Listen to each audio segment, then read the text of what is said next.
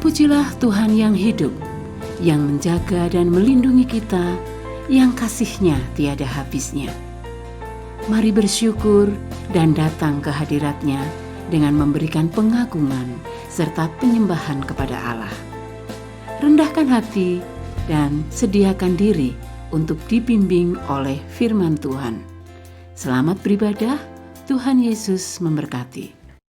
Sebab Kau layak terima pujian, sebab Kau layak terima pujian, sebab Kau layak ku agungkan Yesus, Raja di atas segala raja. Sebab Kau layak terima pujian, sebab Kau layak terima pujian, sebab Kau layak ku agungkan Yesus, Raja di atas segala raja. Raja di atas segala raja, Raja di atas segala raja. Beribadahlah kepada Tuhan dengan sukacita. Datanglah ke hadapannya dengan sorak-sorai. Masuklah melalui pintu gerbangnya dengan nyanyian syukur, ke dalam pelatarannya dengan puji-pujian. Sebab Tuhan itu baik, kasih setianya untuk selama-lamanya. Sesungguhnya pertolongan kita datangnya dari Tuhan Allah pencipta langit dan bumi, Allah yang tetap setia untuk selama-lamanya dan yang tidak pernah meninggalkan perbuatan tangannya. Turunlah atas saudara-saudara semua berkat anugerah dari Allah Bapa, kasih karunia Tuhan Yesus Kristus, dan persekutuan di dalam kuasa Roh Kudus. Ya Tuhan Allah, kami sungguh bersyukur kepadamu untuk hari yang diberkati ini. Tuhan sudah menyertai kami melewati sepanjang minggu yang telah berlalu. Kami boleh menikmati kasih Tuhan yang sungguh besar, penyertaan dan pemeliharaanmu yang begitu indah, nyata dan sempurna dalam setiap kehidupan kami masing-masing. Sampai pada hari ini kami terus bersukacita oleh karena kekuatan dan penyertaan Tuhan yang sungguh ajaib. Saat ini kami akan beribadah kepada Tuhan. Kami akan meninggikan Engkau, memuji dan menyembah Tuhan, dan mendengarkan kebenaran firman Tuhan. Kiranya Tuhan hadir dan memberkati kami semua dalam ibadah pada hari ini. Dari awal sampai selesai kami menyerahkan di dalam anugerah dan pertolongan Tuhan, di dalam nama Bapa, Putra dan Roh Kudus, di dalam nama Tuhan Yesus Kristus. Haleluya. Amin.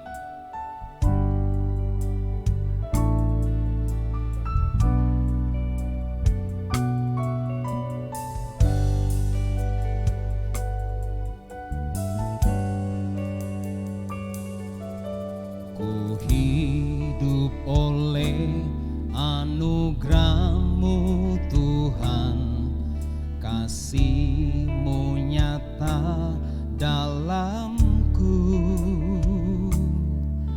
pengharapanku hanya di dalam-Mu, Yesus, ku bersyukur.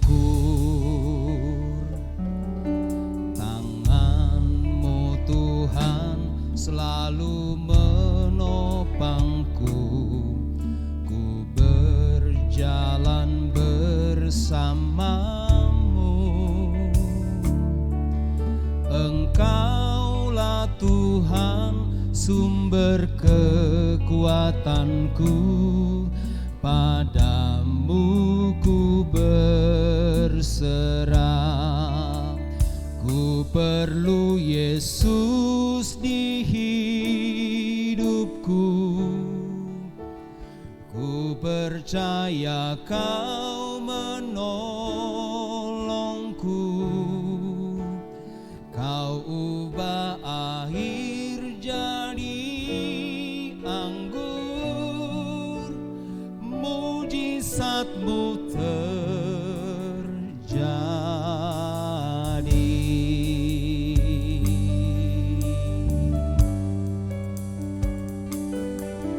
Ku hidup oleh anugerah-Mu Tuhan, kasih-Mu nyata dalamku,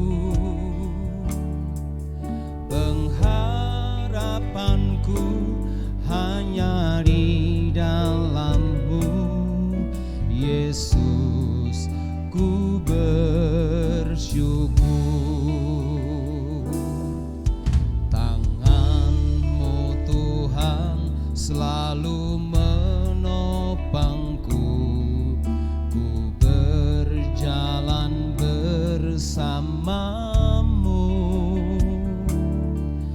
Engkaulah Tuhan sumber kekuatanku, padamu ku berserah. Ku perlu Yesus di hidupku,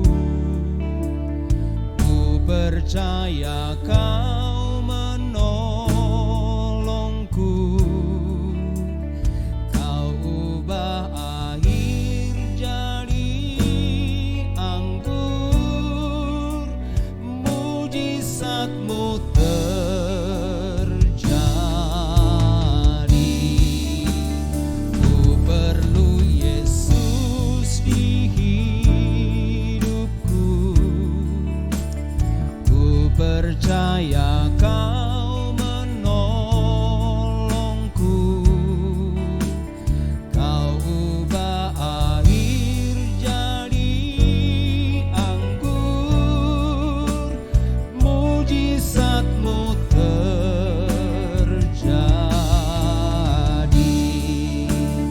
Kau ubah air jadi anggur, mujizat-Mu terjadi. Kau ubah air jadi anggur, mujizat-Mu terjadi.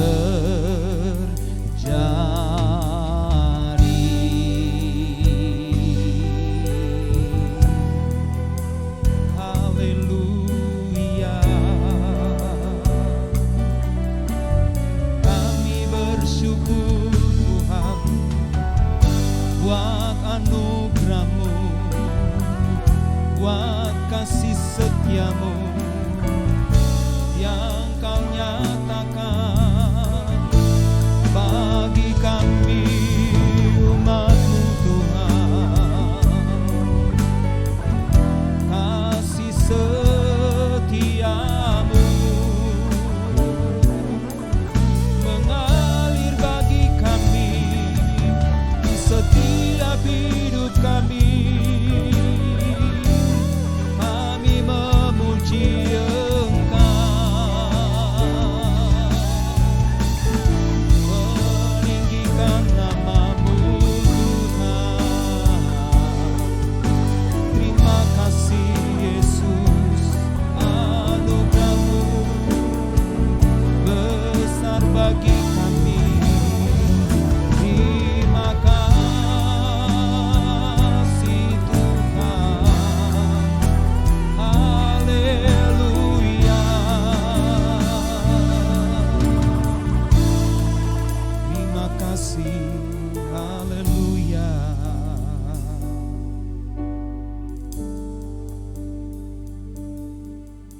Yesus, Yesus, ku percaya mujizat ada di tempat ini. Ku disembuhkan, ku dipulihkan, Yesus, ku percaya. Bersama-sama kita pujikan. Yesus, Yesus, ku percaya.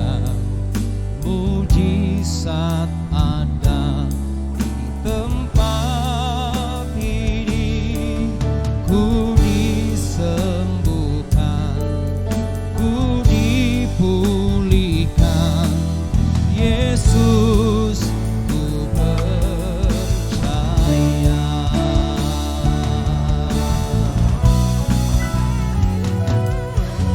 Yesus, Yesus, ku percaya. Mujizat ada di tempat ini. Ku disembuhkan, ku dipulihkan. Yesus, ku percaya. Ku disembuhkan, ku dipulihkan. Yesus, ku percaya. Ku disembuhkan, ku dipulihkan. Yesus, ku percaya.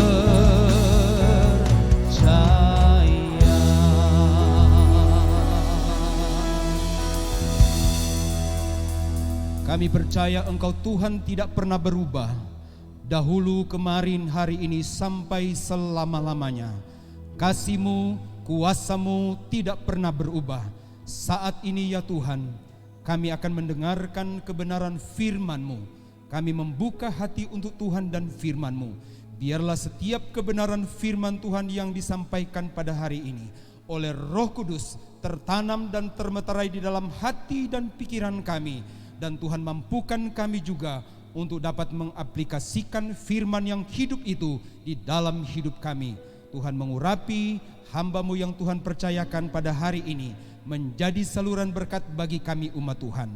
Terpujilah nama Tuhan. Dengan penuh ucapan syukur dan sukacita kami sambut kebenaran firman-Mu di dalam nama Tuhan Yesus Kristus. Haleluya. Amin.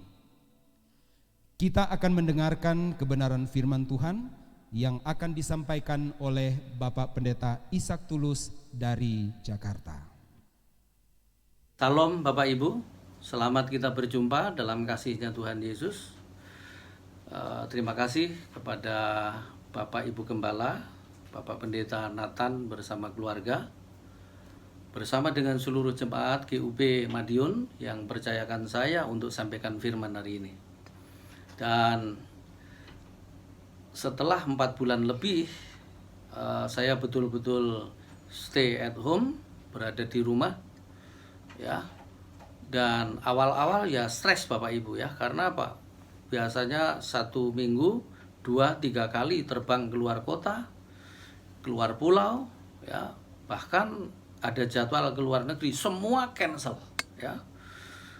Kenapa? Karena virus corona ya, karena COVID-19.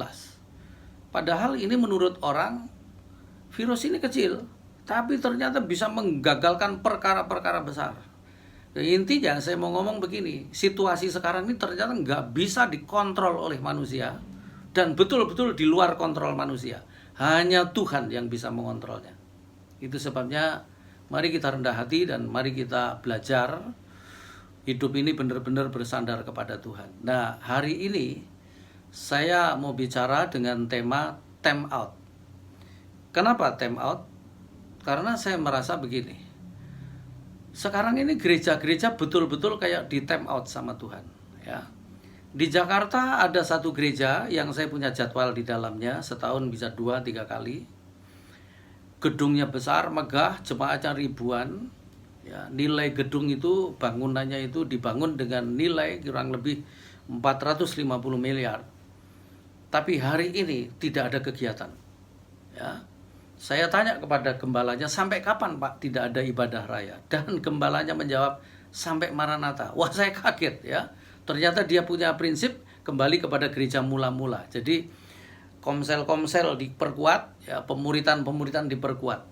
Jadi gereja hanya untuk training-training, lalu untuk konferensi-konferensi, untuk pertemuan-pertemuan besar. Tapi pada dasarnya mereka membangun komsel-komsel, ya. Tapi nggak apa-apa, ya ini nggak salah juga. Tapi Anda juga nggak perlu niru kalau Anda belum siap seperti itu. Karena lain pemimpin, lain gereja, lain juga caranya, ya kan? Lalu di Surabaya ada gereja yang besar sekali, kapasitas 25.000. Ibadahnya itu selalu puluhan ribu. Dan saya punya jadwal di situ setahun 5 kali, ya. 3 kali di hari Minggu dan 2 kali pertengahan Minggu. Itu pun sekarang nggak ada kegiatan, ya. Ada gereja juga harga multimedianya, perlengkapan multimedia itu kurang lebih 113 M. Tapi sekarang nggak berguna juga. Intinya maksudnya gini, tidak terpakai juga. Nah, jadi mubazir juga. Nah, seolah-olah begini loh, gereja itu di time out sama Tuhan. Kenapa? Nah, kita mau belajar dari Nabi Amos, ya. Nanti Anda baca Amos 1 sampai 9. Saya menangkap beberapa hal di dalam kitab Amos ini. Ternyata bait suci di Yerusalem yang dibangun Salomo itu pernah juga di time out sama Tuhan. Kenapa? Karena di dalamnya terdapat berbagai macam hal, ya. Terdapat banyak dosa, bahkan pengaruhnya sampai keluar gereja, sampai keluar bait suci, sampai kepada politik Yerusalem. Betul-betul jahat, ya. Makanya kita mesti belajar. Mari kita buka Alkitab kita di dalam Amos pasal yang kelima. Nanti PR-nya Bapak Ibu baca pasal 1 sampai 9, ya. Pasal 5 yang kita mau baca, ayat 21 sampai 23. Ayat itu berkata begini. Amos 5 ayat 21 sampai 23. Aku membenci, aku menghinakan perayaanmu dan aku tidak senang kepada perkumpulan rayamu. Sungguh apabila kamu mempersembahkan kepadaku korban-korban bakaran dan korban-korban sajianmu, aku tidak suka. Dan korban keselamatanmu berupa ternak yang tambun, aku tidak mau pandang. Jauhkanlah daripadaku keramaian nyanyian-nyanyianmu, lagu gambusmu, tidak mau aku dengar. Perhatikan baik-baik. Amos ini seorang nabi kecil, berasal dari desa Tekoa. Dia seorang peternak, tidak terpandang, orang kelas menengah ke bawah, kira-kira begitu. Tapi dipakai Tuhan, suruh pergi ke Yerusalem, suruh nunjuk dosanya bait suci dan semua pengurusnya sampai kepada politik Yerusalem, ya. Dan Amos berkata dengan tegas, aku benci, aku menghina semua perayaanmu, semua korban-korbanmu, semua sajianmu, bahkan semua keramaian rayamu, ya. Lalu kemudian musikmu, gambusmu, pokoknya semua dia bilang aku benci, hentikan itu semua, kira-kira begitu. Ya, kenapa? Karena begini Bapak Ibu. Nanti kalau Anda baca kitab Amos pasal 1 sampai 9, Anda akan menemukan bahwa rumah Tuhan itu, bait suci itu, para imam korupsi. Terus kemudian para imam berzinah. Bahkan ada pelayan Tuhan yang berzinah di samping mezbah. Dan saya mau katakan, ini juga yang terjadi di gereja masa kini.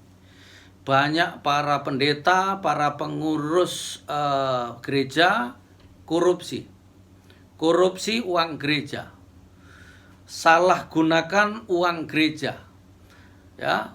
Bahkan ada terjadi perselingkuhan antara gembala sama gembala, bapak gembala sama ibu gembala, bahkan istri teman, ya kan, itu ada. Saya kalau melayani di camp-camp pria, kalau sudah ada pendeta yang bersaksi, ngeri, ya. Kenapa? Dosanya ternyata, saya percaya banyak yang dipanggil, sedikit yang dipilih. Dan saya juga percaya kalau nanti ternyata ada banyak pendeta juga berada di neraka. Makanya belum bisa dilihat sekarang, ya. Nanti kita akan tahu.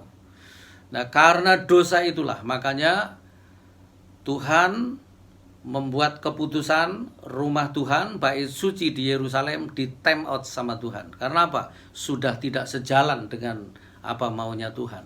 Nah, mungkin sekarang ini gereja juga begitu. Tapi jangan khawatir, bukan gereja Anda, tapi ini gereja-gereja ya. Nah, di time out sama Tuhan. Semua kegiatan harus berhenti ya. Tidak ada kegiatan lagi. Nah, kenapa? Kenapa sampai di time out sama Tuhan? Saya mau sampaikan menurut Nabi Yesaya, ada 3 hal penting kita mau belajar dari peristiwa gereja dihentikan, semua kegiatan harus berhenti, dan kemudian menunggu perkembangan. Sekarang masuk lagi new normal, dan ini betul-betul sebenarnya sebuah kesulitan yang luar biasa, tapi percayalah Tuhan tetap punya rencana. Tapi kita harus ikuti proses apa yang Tuhan mau. Ada 3 hal saya mau sampaikan. Yang pertama, dari kitab Amos pasal 1-9, kenapa gereja di time out, kenapa bait suci di time out sama Tuhan. Kita mau belajar 3 hal dari kitab Amos ya. Yang pertama, pasal 5 ayat 4, 5 dan 6. Kita masih di pasal 5. Pasal 5 ayat 4 sampai 6. Sebab beginilah firman Tuhan kepada kaum Israel. Carilah aku, maka kamu akan hidup. Janganlah kamu mencari Betel. Janganlah pergi ke Gilgal dan janganlah menyeberang ke Berseba. Sebab Gilgal pasti masuk ke dalam pembuangan dan Betel pasti lenyap.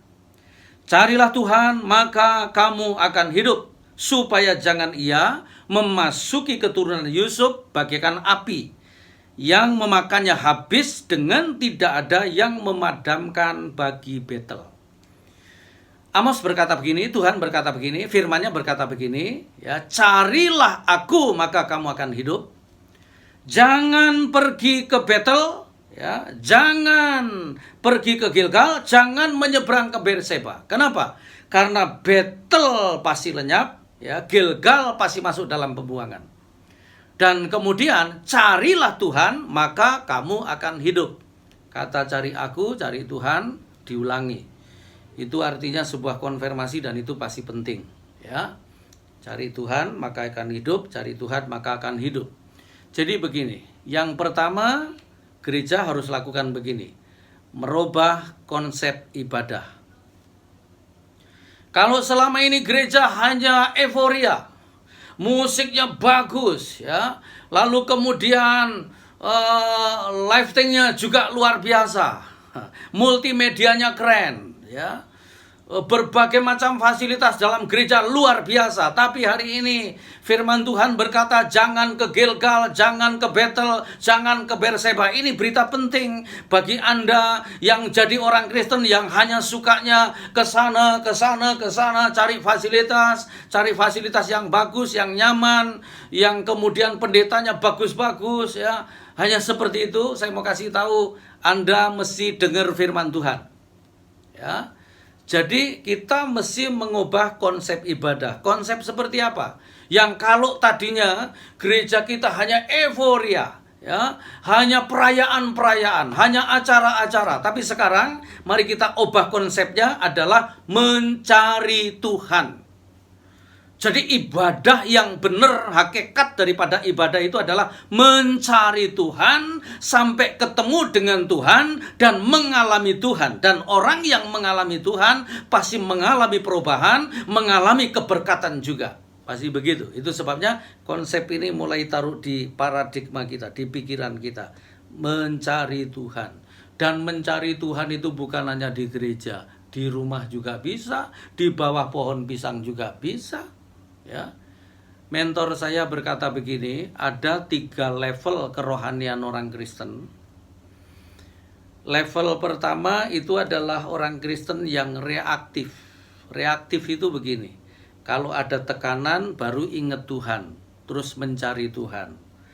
Kalau dalam kesesakan rajin berdoa. Kalau dalam persoalan rajin baca firman Tuhan. Kalau ada masalah dia cari pendeta minta didoakan. Tapi kalau enggak. Jadi kalau lagi dalam kondisi baik-baik lupa Tuhan. Nah ini orang Kristen yang membuat Tuhan itu, menjadikan Tuhan itu tambel butuh. Ya. Coba bilang kiri kanan, jangan pura-pura kamu enggak dengar ya. Kalau kiri kananmu, termasuk Anda yang di rumah ya, tengok kiri kanan kepada anakmu, suamimu, istrimu, kamu jangan pura-pura nggak dengar ya. Jadi mulai sekarang cari Tuhan. Cari sampai ketemu. Jangan jadi orang Kristen yang reaktif, kalau ada tekanan baru cari Tuhan.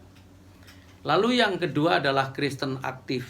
Aktif itu ya ibadahnya aktif, tiap minggu nggak pernah absen. Kur juga jadi anggota, ya kan?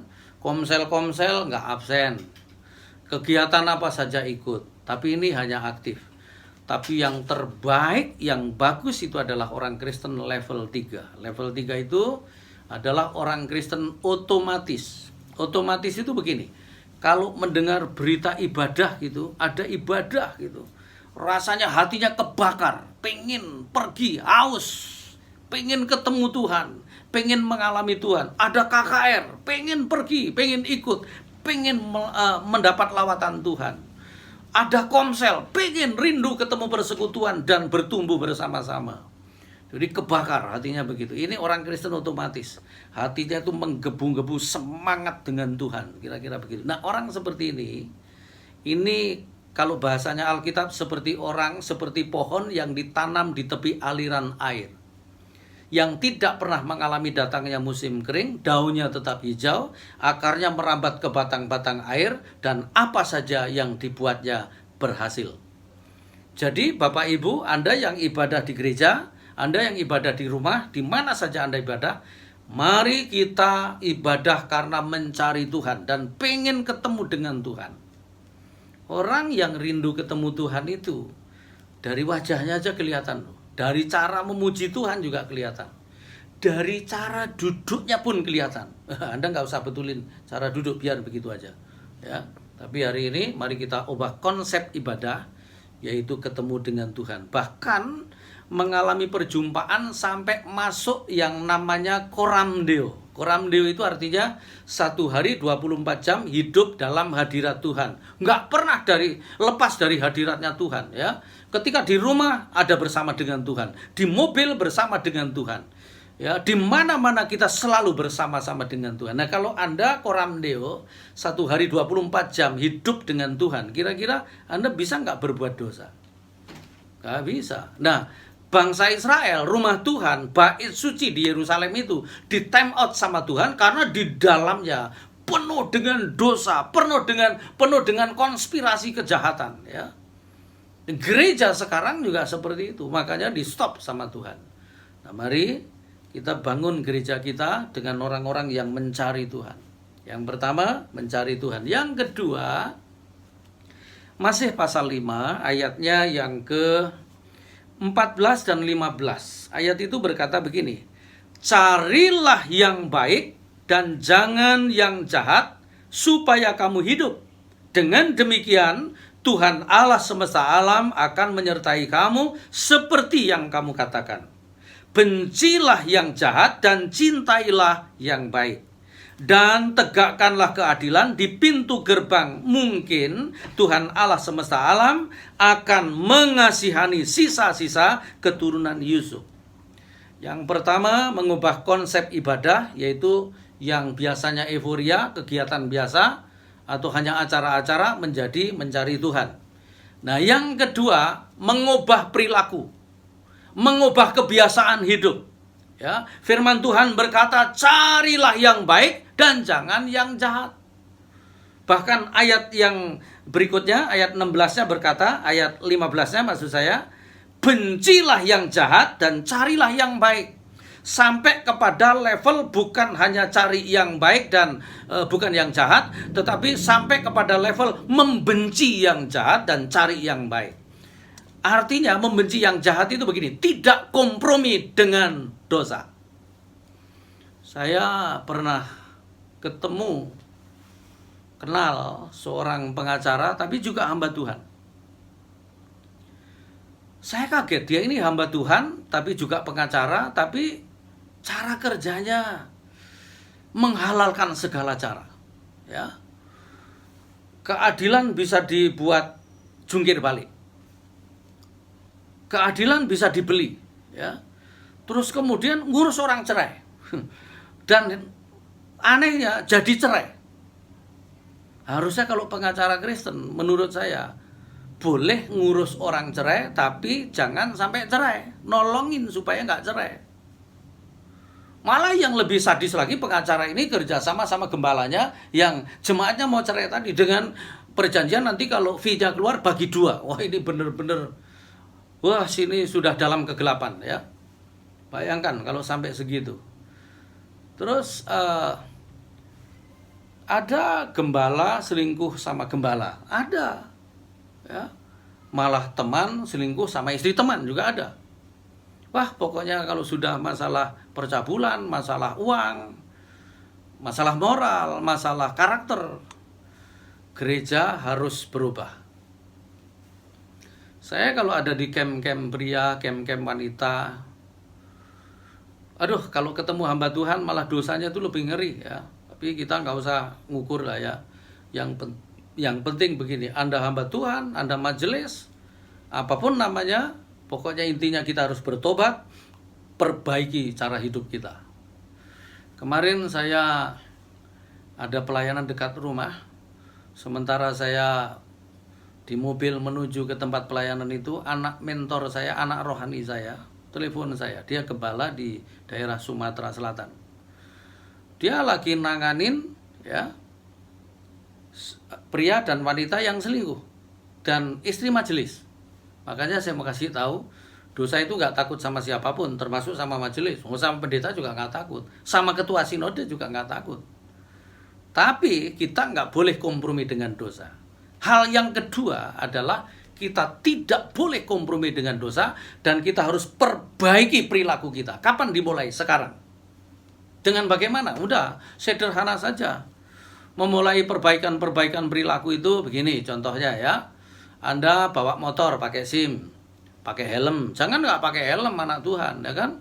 Jangan goncengan 3, nggak boleh anak Tuhan itu. Ya itu pelanggaran juga, ya kan? Itu. Nyetir mobil pakai safety belt. Itu. Keuangan jangan lupa bayar miliknya Tuhan. Itu semua adalah kelakuan-kelakuan yang bertanggung jawab. Ya. Perbaiki. Para suami, perbaiki perilakumu terhadap istri. Istri, perbaiki perilakumu terhadap suami. Anak-anak, perbaiki perilakumu terhadap orang tua. Termasuk orang tua, perbaiki perilakumu terhadap keluarga. Orang tua itu bisa salah, tapi Anda mesti minta maaf dan perbaiki. Itu. Saya beberapa bulan lalu pulang dari gereja, ya, pas buka pintu gerbang, anjing lari keluar. Saya terus terang marah, saya gebukin anjing itu. Tapi anak saya yang punya anjing itu, si Kesia yang wanita, nangis dia. Saya merasa salah akhirnya. Saya samperin dia, saya peluk dan Papa minta maaf. Papa sudah melakukan kesalahan terhadap anjing kamu. Ingat ya, mengasihi anak dan kasihi juga yang dikasihi anak. Cintai anak, cintai juga apa yang dicintai anak. Pasti aman ya. Mari kita perbaiki perilaku kita. Nah, kalau kita sudah perbaiki ibadah, perbaiki perilaku, maka yang ketiga, 3 hal penting. Yang ketiga, Tuhan berjanji akan terjadi pemulihan besar-besaran. Mari kita lihat di dalam pasal 9, Amos pasal 9 ayat 14 dan 15. Ayat itu berkata begini, Bapak Ibu. Aku akan memulihkan kembali umatku Israel. Mereka akan membangun kota-kota yang licin, tandas, dan mendiaminya. Mereka akan menanami kebun-kebun anggur dan minum anggurnya. Mereka akan membuat kebun-kebun buah-buahan dan makan buahnya. Maka aku akan menanam mereka di tanah mereka, dan mereka tidak akan dicabut lagi, dan di tanah yang telah kuberikan kepada mereka, firman Tuhan Allahmu. Yang ketiga, setelah kita perbaiki ibadah kita, setelah perbaiki perilaku kita, maka akan terjadi pemulihan ya. Kamu akan membangun kota yang licin tandas, dan kamu akan mendiaminya. Kata membangun itu artinya membetulkan yang sudah runtuh, yang sudah rusak, dibangun kembali. Dan saya mau kasih tahu, pandemik yang sudah memporak-porandakan seluruh dunia. Seandainya bisnismu ikut hancur, ya, bisnismu ikut runtuh, usahamu ikut runtuh, keuanganmu berantakan. Saya mau kasih tahu, semua yang runtuh akan dibangun kembali karena Tuhan.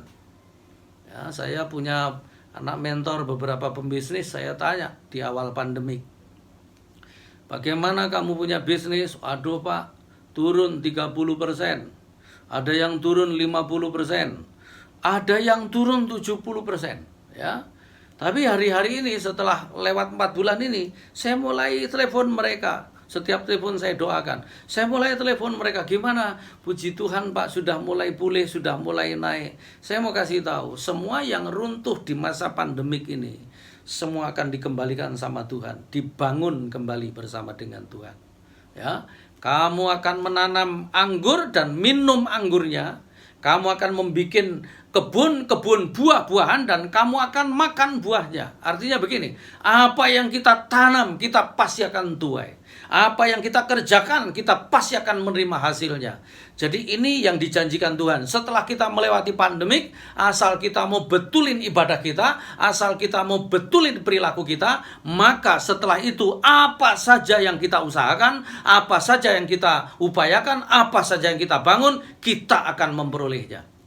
Bukan hanya itu saja. Tuhan berkata mereka akan dibangun di kota mereka, mereka akan ditanam di kota mereka dan tidak akan dicabut lagi. Artinya Anda akan dijadikan oleh Tuhan pribadi yang tertanam, betul-betul tertanam di dalam kebenaran dan berakar di dalam Dia dan tak tergoyahkan oleh situasi apapun, dan Anda tetap berdiri tegak dalam segala situasi, dalam segala kondisi. Seburuk apapun Anda akan tetap berdiri tegak.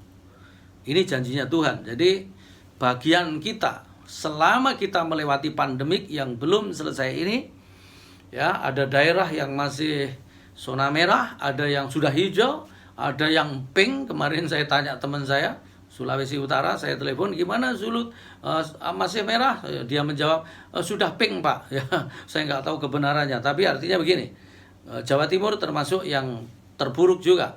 Tapi kalau kita berhasil melewati dengan baik, ya, kita perbaiki ibadah kita perbaiki perilaku kita, nah kita akan menerima pemulihan itu. Oleh sebab itu selama ini kita belum selesai, kita masih lewati, jangan pernah bersungut-sungut. Mari kita tetap bersyukur, kita lewati dengan baik. Sekarang ini terlihat loh Pak, pendeta yang asli sama pendeta yang palsu, yang murni sama nggak murni kelihatan, ya.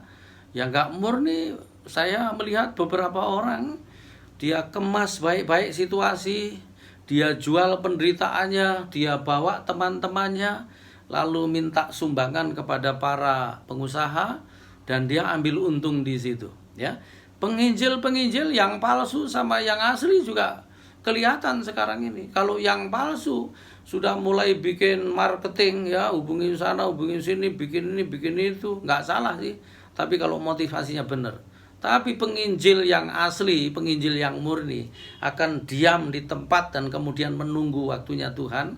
Dan sekalipun, perhatikan baik-baik, sekalipun penginjil itu kalau benar, sekalipun dia dihentikan harus diam di rumah, tapi berita Injil nggak pernah berhenti. Ya contohnya sekarang ini.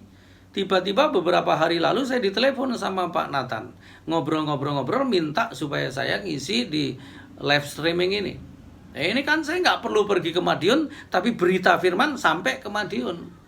Besok hari Senin saya melayani Zoom, ya, itu Sekolah Alkitab Batu Malang punyanya GPDI mengadakan seminar, ya, seminar lewat Zoom, ya, dan bicara tentang pernikahan.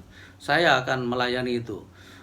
Kita boleh berhenti di rumah, tapi Injil tetap didengar di mana-mana. Terus nanti tanggal 14 Agustus juga begitu. Saya diminta melayani lewat Zoom, itu keluarga muda GPDI Samratulangi Manado. Jadi saya nggak perlu ke Manado, tapi berita firman Tuhan lewat saya bisa sampai Manado. Itu. Dan masih ada beberapa lagi, termasuk di Kelapa Gading ada satu gereja juga minta dilayani seperti ini. Jadi saya mau kasih tahu buat Anda, dunia boleh menghentikan, boleh kita di time out sama dunia, tapi kalau kita benar, maka berita Injil akan tetap disampaikan. Ingat baik-baik, walaupun Anda mungkin pekerjaan diberhentikan, bukan berarti Tuhan berhenti memberkati Anda, tetap akan memberkati Anda. Makanya mari kita lewati dengan tetap setia, tetap tekun, dan tetap mengandalkan Tuhan, dan gak usah kemana-mana. Nanti tepat pada waktunya Tuhan pasti akan pulihkan. Puji Tuhan, kiranya firman Tuhan ini bisa menguatkan Anda untuk melewati situasi dan bisa memberkati hati Anda sehingga hati Anda penuh damai sejahtera. Mari kita tundukkan kepala dan kita pejamkan mata, baik yang ada di dalam gereja, baik yang ada di rumah masing-masing. Yuk kita tundukkan kepala dan saya minta kita serius di hadapan Tuhan. Haleluya. Angkat hatimu, tundukkan kepala dan taruh dua tanganmu di dadamu. Mari kita berdoa. Haleluya. Bapa, terima kasih diberi kesempatan untuk mendengar firman Tuhan. Ampuni kalau selama ini kami menjadi orang Kristen yang hanya menjalankan acara-acara, kegiatan-kegiatan. Tapi hari ini Tuhan, kami komitmen, hidup kami selalu mencari Tuhan. Mencari sampai ketemu dan sampai mengalami Tuhan, hidup bersama-sama dengan Tuhan. Dan kami juga berjanji Tuhan, kalau selama ini mungkin hidup kami hanya keluar masuk gereja tapi tidak mengalami perubahan. Tapi hari ini kami berjanji, kami bertekad untuk mengubah hidup kami menjadi lebih baik, bahkan semakin baik, semakin hari semakin serupa dengan Kristus. Mari Roh Kudus pegang tangan kami dan tuntun kami berjalan supaya kami mampu semakin hari semakin serupa dengan Kristus. Dan kami percaya sekali waktu nanti tepat pada waktunya kami akan dipulihkan oleh Tuhan. Yang hilang akan dikembalikan, bahkan berlipat kali ganda. Yang rusak akan dibangun lagi. Bahkan Tuhan akan membuka jalan-jalan yang baru untuk kami memperoleh berkat kepercayaan daripada Tuhan. Dan apa saja yang kami kerjakan disertai oleh Tuhan. Terima kasih Bapa, meteraikan firman-Mu di hati kami. Dan segala pujian, hormat kami kembalikan kepadamu. Di dalam nama Yesus kami berdoa dan mengucap syukur kepadamu. Haleluya. Mari katakan amin. Puji Tuhan. Sampai jumpa, Tuhan memberkati. Ada beberapa hal yang perlu jemaat ketahui. Yang pertama, Minggu tanggal 2 Agustus 2020, ibadah disertai dengan perjamuan kudus. Pengambilan air anggur dan hosti dapat diambil pada hari Selasa sampai dengan Jumat, pukul 8 pagi hingga pukul 6 sore di toko buku Karmel. Bagi Bapak Ibu Saudara yang membutuhkan renungan harian Living Life, dapat menghubungi Bapak Jonathan Mau di nomor HP 081 364 345 002. Paling lambat hari Senin tanggal 27 Juli 2020. Kesempatan terakhir. Shalom jemaat yang dikasihi Tuhan. Tolong kita terus berdoa agar Tuhan memberikan pada kita waktu yang tepat kapan kita bisa memulai ibadah di rumah Tuhan. Bulan Agustus diperkirakan, tetapi tanggalnya kita belum tahu. Nah itu sebabnya kita perlu sehati dalam doa supaya Tuhan menetapkan waktu yang tepat kapan kita memulai ibadah. Saya berterima kasih kepada beberapa jemaat yang telah mempersiapkan. Jadi ibadah ini yang akan datang sudah dipersiapkan jauh sebelumnya. Udah simulasi beberapa kali, lalu kemudian alat untuk streaming ya udah dipersiapkan begitu rupa ya. Terima kasih untuk semua yang terlibat dalam persiapan ibadah di rumah Tuhan ya. Terus doakan. Doa orang benar besar kuasanya. Dalam hal ini memang kita tidak perlu tergesa-gesa, kita sekali lagi menunggu waktu yang baik. Kita akan mengakhiri ibadah kita pada hari ini. Yesus, Yesus, ku percaya mujizat ada di tempat ini. Ku disembuhkan, ku dipulihkan. Yesus, ku percaya.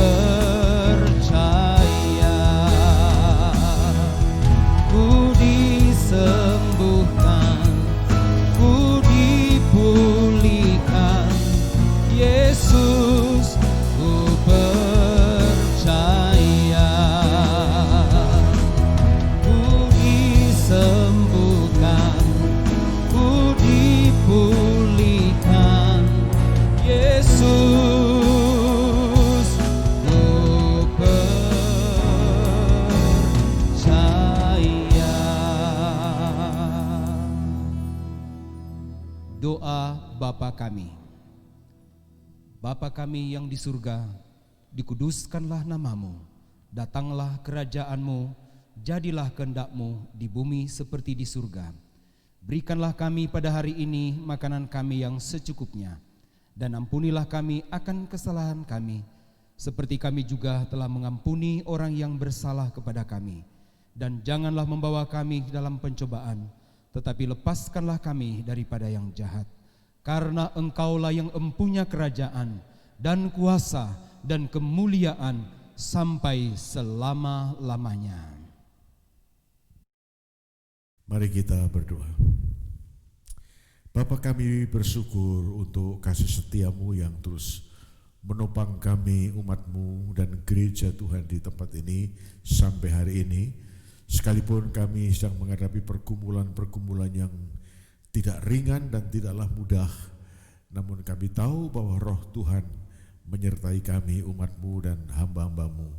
Terima kasih Tuhan, dan akhirnya kami akan melihat kemenangan Tuhan sediakan bagi umat Tuhan dan gereja di tengah bangsa-bangsa.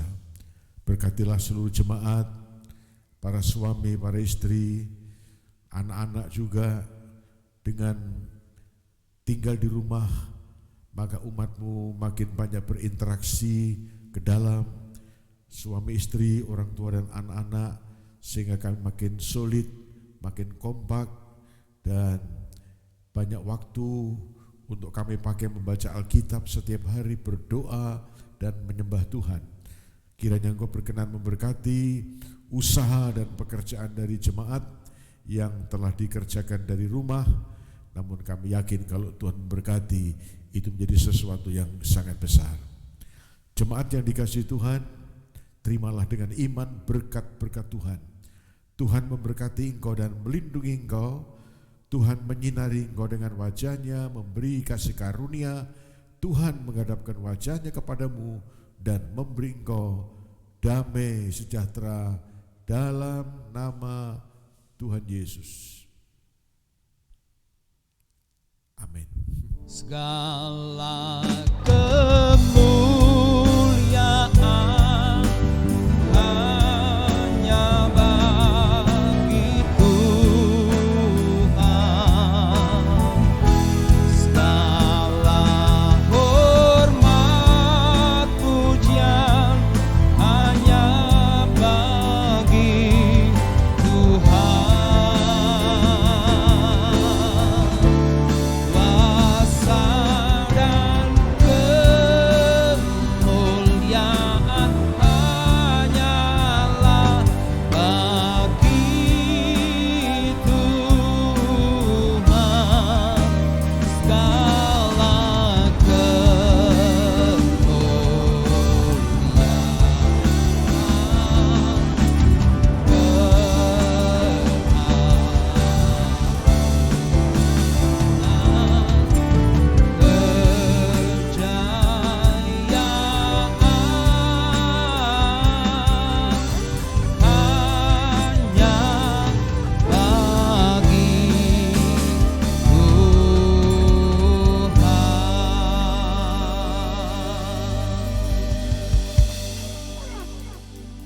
Mari bersaat teduh.